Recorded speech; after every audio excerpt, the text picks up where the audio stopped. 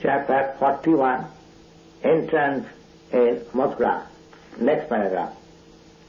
While Akrura was offering his night prayers to the Supreme Personality of Godhead, immediately at that time he disappeared from the vision which Akrura was seeing in the water, exactly like an expert dramatic actor changes his dress and appears in his original feature. Akrura also, after disappearance of Vishnu Murti within the water, he got out of the water, and after finishing his rest of ritualistic performance, came near the chariot of Rama and Krishna, struck with great wonder. When Akrura appeared near the chariot, Krishna inquired from him whether he had seen something wonderful within the water or in the space. And he replied to the inquiry of Krishna. Akrura said, my dear Lord, all wonderful things that are happening within this world, either in the sky or in the water or on the land, they are factually appearing on your universal form. So when I have seen you, what wonderful things I have not seen? This statement of Akrura confirms the Vedic version that one who has known Krishna has known everything, and one who has seen Krishna has seen everything, never mind how much wonderful they may be. My dear Lord, there cannot be any other wonderful thing than your transcendental form. As such, when I have seen your transcendental form, what to speak of seeing other wonderful things? After saying this, Akrura immediately started his chariot, and at the end of the day, all of them reached the precincts of Mathura town. And Krishna and Balaram, two sons of Vasudeva, was passing through the way from Vrindavan to Mathura. All passers-by who saw them could not restrain their eyes to withdraw from seeing them over and over again. In the meantime, all other inhabitants of Vrindavan, headed by Nanda Upananda, reached Mathura through forest, and they were just awaiting the arrival of Krishna and Balaram, resting nearby the door in the gardens. Krishna and Balaram, thus reaching at the door of Mathura, got down from the chariot and shook hands with Akrura. He informed Akrura that he might go home now because we shall enter into Mathura later on along with our associates. Akrura replied, my dear Lord, I cannot go Mathura alone, leaving you aside. I am your surrendered servant. Please do not try to keep me aloof from you. Please therefore come along with me, with your elder brother and cowherd boy's friends, and sanctify my house. My dear Lord, if you come to my home, it will be sanctified by the dust of your lotus feet, because this water emanating from the perspiration of your lotus feet, namely the Ganges, purifies everyone, including the forefathers, the fire god and all other demigods. The king Bali Maharaj has become famous simply by washing your lotus feet, and enjoys all the material opulences, and later on you are elevated to the highest exalted position of liberation. The Ganges water emanating from your lotus feet not only sanctifies the three worlds, but it is also held on the head of Lord Shiva, and being sanctified by this water, the whole generation of Bhagirath has achieved the heavenly planet. O the Supreme Lord of all Lords, O the Master of the universe, O supreme piety, simply by hearing about your transcendental pastimes, O the Narayan who is praised by selected verses, I offer my respectful obeisances unto you. On hearing this, the Supreme Personality of Godhead, Krishna replied, Akula, I shall surely come to your home with my elder brother Balaram, after killing all the demons who were envious of the Jadu dynasty. And in this way, I think I shall be pleasing all my relatives.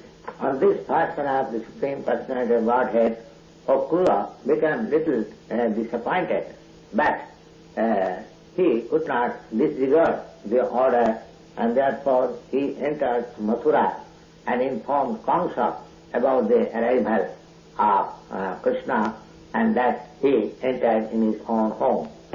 After departure of Akula, Lord Krishna along with Balaram and cowherd's boy entered Mathura to see the city, and he saw that the gate of Mathura was made of first-class marble, very highly constructed, and the doors were made of pure gold, and he saw that the grain stocking buns were made of copper and brass, surrounded by nice orchards and gardens all around, and the whole city was encircled by canals, so that anybody could not enter the city very easily. They saw that all the crossing of the roads were decorated with gold, and there were many houses of rich men, and all the houses appeared to be so much symmetrical as if constructed by one engineer.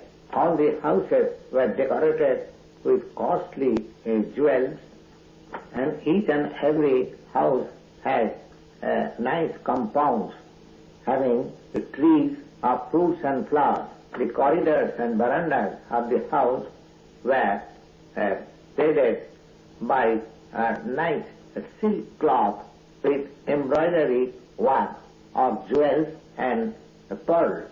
In front of the windows of balcony there were birds like pigeons and peacocks moving and quacking in their respective sounds, and all the grain dealers' shops within the city were decorated with different kinds of flowers and gardens, newly grown grass, and play-bearing flowers like narcissus and roses. All the entrance doors of the houses were decorated with water pots filled with water, sprinkled all round with water mixed with jugars, pulp of sandalwood and flowers, decorated with burning lamps of different size. Overhead the door, the beams were decorated with fresh leaves of mangoes and silk festoons, and they saw all the doors of the houses were decorated in that way.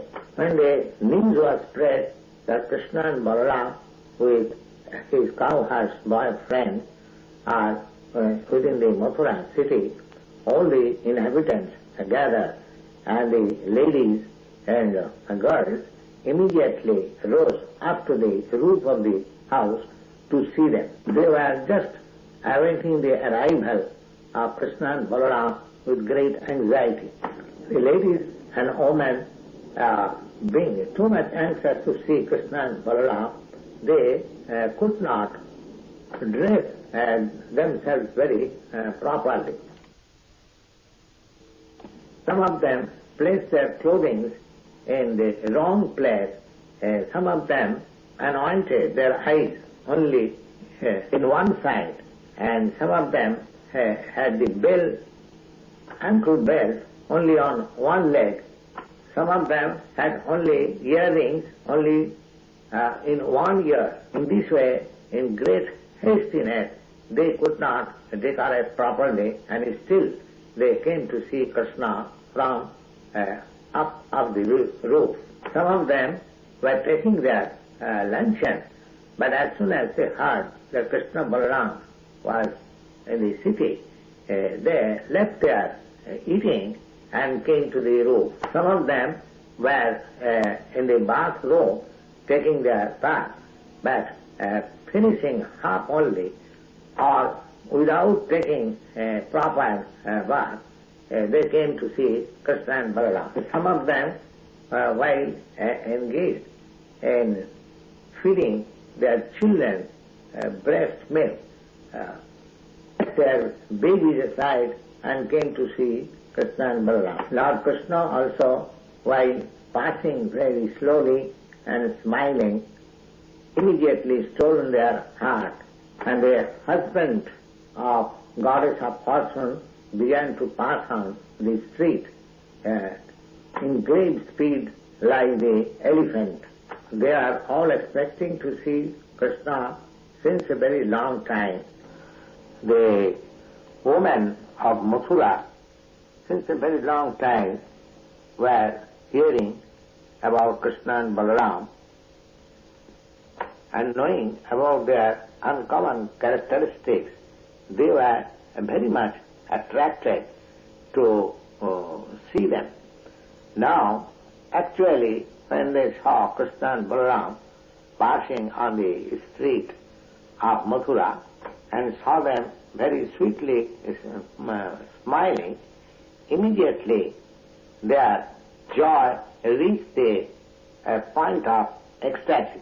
Now, after actually seeing them by their eyes, they took Krishna and Balaram within their heart and began to embrace to the fullest desire. And while doing so, their ecstasy became manifested by standing of the hair on the body, and in this way they became relieved from the distress condition caused by not seeing Krishna and Balaram since a long time, although they heard of them.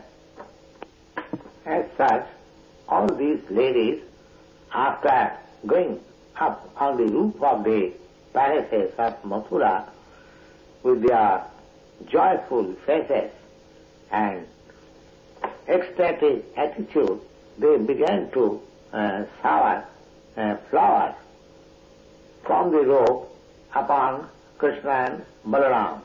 When Krishna and Balaram were passing on the street in this way, all the Brahmins in the neighborhood, they also came out with sandal water and flowers and respectfully offered them to welcome in the city.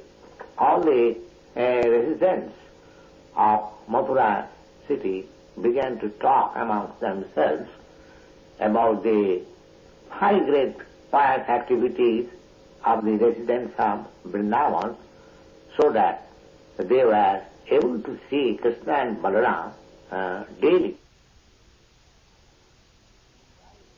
Think of the pious activities in their previous life of the cow horsemen in Vrindavan. While Krishna and Balaram was passing in this way, they saw some washerman and dyer of clothing, and he was pleased to ask from him some nice clothing for their use.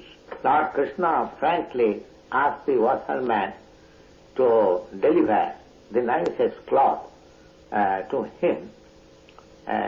He also promised that if the washerman would deliver the nicest dyed cloth to him, he would be very much happy and all auspicity will be upon him. Actually, Krishna was neither beggar nor was in need of any clothing. But by this action of his asking a nice cloth from the Vasan man, indicated that everyone should be ready to offer to Krishna whatever he wants. That is the purpose of Krishna consciousness.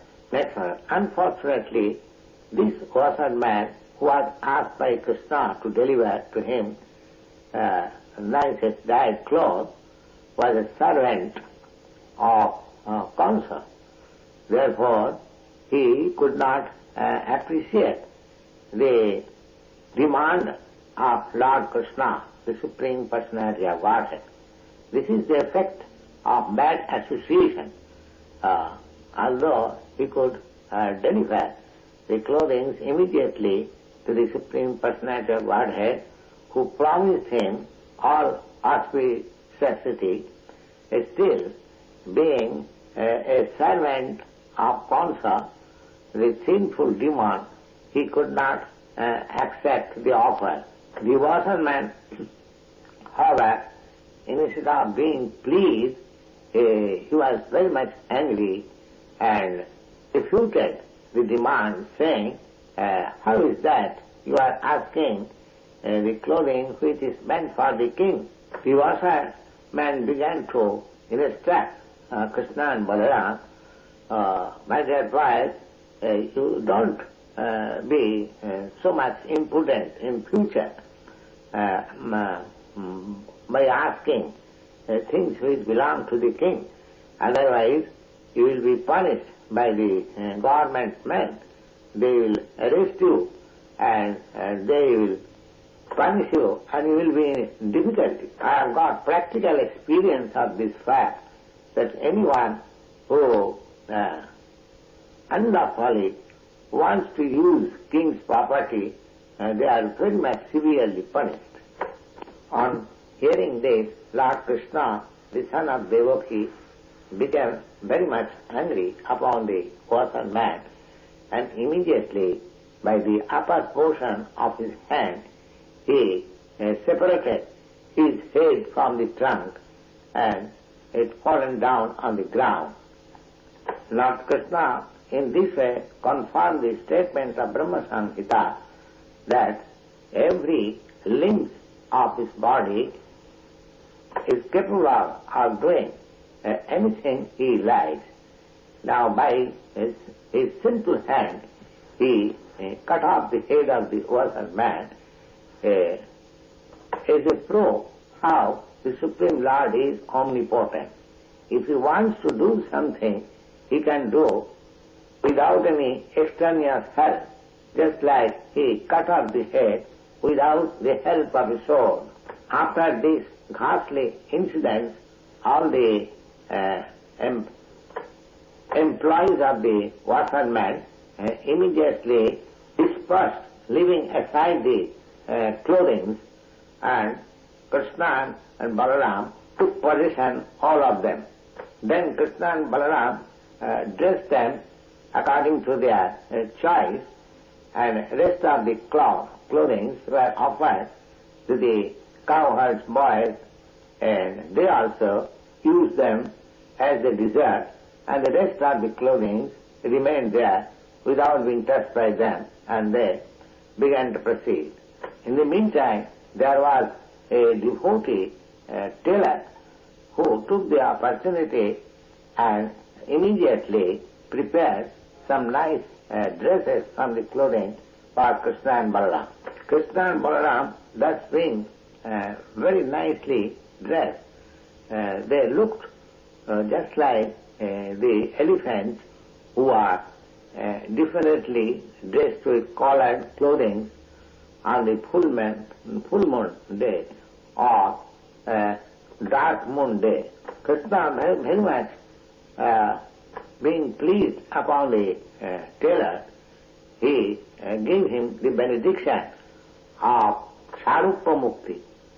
Sarupa Mukti means that after leaving this body, he would be liberated and would attain a body exactly like Narayan with 4 hands in the Vaikuntha planet. And he also benedicted him that so long he would live, he would have sufficient opulence to enjoy and sense gratification. By this incident, Krishna proved that those who are Krishna conscious devotees, they will be not lacking in their material enjoyment or sense gratification.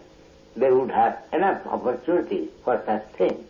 But after leaving this body, they would be allowed to enter into the spiritual planets of Vaikuntha Loka or Krishna Loka, Goloka Vrindavan.